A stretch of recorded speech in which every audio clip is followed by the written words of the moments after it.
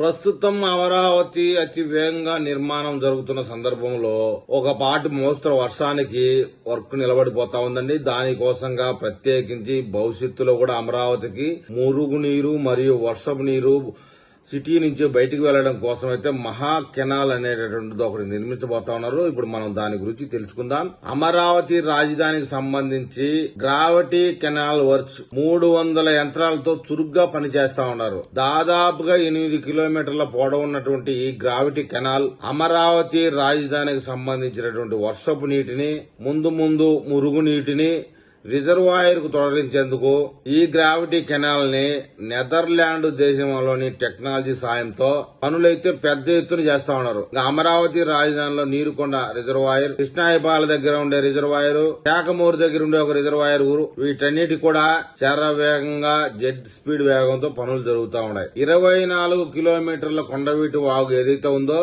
ఆ వాగుకు సంబంధించి విస్తరణ పనులు కూడా మరొక పక్క 16 కిలోమీటర్ల పాల వాగు విస్తరణ అన్నిటినీ కలుపుకొని మొత్తం మీద 560 యంత్రాలను కలుపుకొని పనిచేస్తా ఉన్నారు. సహజంగా అమరావతిలో వర్షం పడితే ఒక 2-3 రోజులు కాస్త నీరు నిలబడుతుంది ఇప్పుడు నిర్మాణం జరిగే ప్రదేశాల్లో. ఎందుకంటే అమరావతి గ్రావిటీ తక్కువ ఉన్న కారణం అని చెప్తా ఉన్నారు. హైదరాబాద్ లో మాదిరిగా కొండలు గుట్టలు ఉన్న ప్రదేశాలు కాదు కాబట్టి అమరావతి అనేది మైదాన ప్రాంతం కాబట్టి నీరు ఎక్కడికక్కడ నిలబడడం అనేది సహజం. ప్రవాహం పెద్దగా సాగదు. అందువల్ల వర్షం పడ్డప్పుడు నిర్మాణ పనులకు పెద్దగా ఆటంకం కలిగే అవకాశం ఉంది. భవిష్యత్తులో నిర్మాణాలన్నీ పూర్తయిన తర్వాత కూడా ఆఫీసుల నుంచి గాని కార్యాలయాల నుంచి గాని వాటి ద్వారా వచ్చే మురుగునీటిని సైతం వాటిని ప్రవాహానికి కూడా పెద్దగా గ్రావిటీ అనేది లేకపోతే ఇబ్బంది కలుగుతుంది. కాబట్టి దానికి సంబంధించి ప్రపంచంలోనే పేరెన్నికైనటువంటి పేరున్న ఇంజనీరింగ్ సంస్థతో పనిచేసేటటువంటి సహకారంతో అమరావతి రాజధానిలో ముందుగా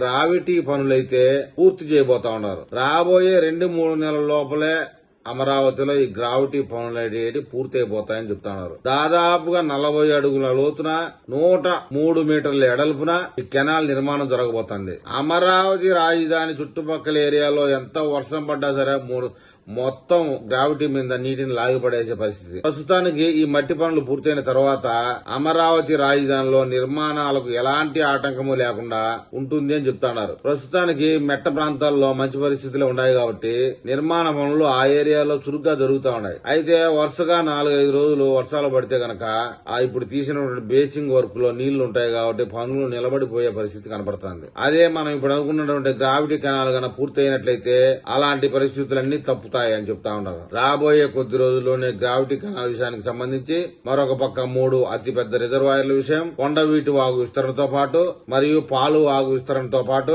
వీటన్నిటితో కలుపుకొని 310 కిలోమీటర్ల పొడవున ట్రంక్ రోడ్స్ కూడా నిర్మాణాలైతే శరవేగంగా జరుగుతా ఉన్నాయి. ఇక రైతులకు ఇచ్చిన ప్లాట్ల విషయానికి వచ్చినట్టయితే తాజాగా 910 కోట్లు మరొకసారి రిలీజ్ చేయడం జరిగింది. ఆ పనులు కూడా శరవేగంగా ప్రారంభం కాబోతున్నాయి. అమరావతి రాజధాని పరిధికి సంబంధించి మీ గ్రామాల్లో ఎలాంటి పనులు జరుగుతున్నాయన్న విషయంలో మీరు కామెంట్ చేస్తే అమరావతిలో ఏం జరుగుతుంది ఏం జరగలేదని రాష్ట్ర వ్యాప్తంగా తెలిసే అవకాశం ఉంది. కాబట్టి దయచేసి అమరావతి వాసులు కామెంట్ పెట్టండి. ఇంకా అమరావతి విషయంలో ఏదైనా అప్డేట్ వస్తే నేను మళ్ళీ ఒక వీడియో చేస్తాను. ఆ వీడియో మీకు చేరాలంటే నా ఛానల్ సబ్స్క్రైబ్ చేయండి, లైక్ చేయండి. మీరు ఏదైనా తెలపాలనుకుంటే కామెంట్ రూపంలో తెలపండి.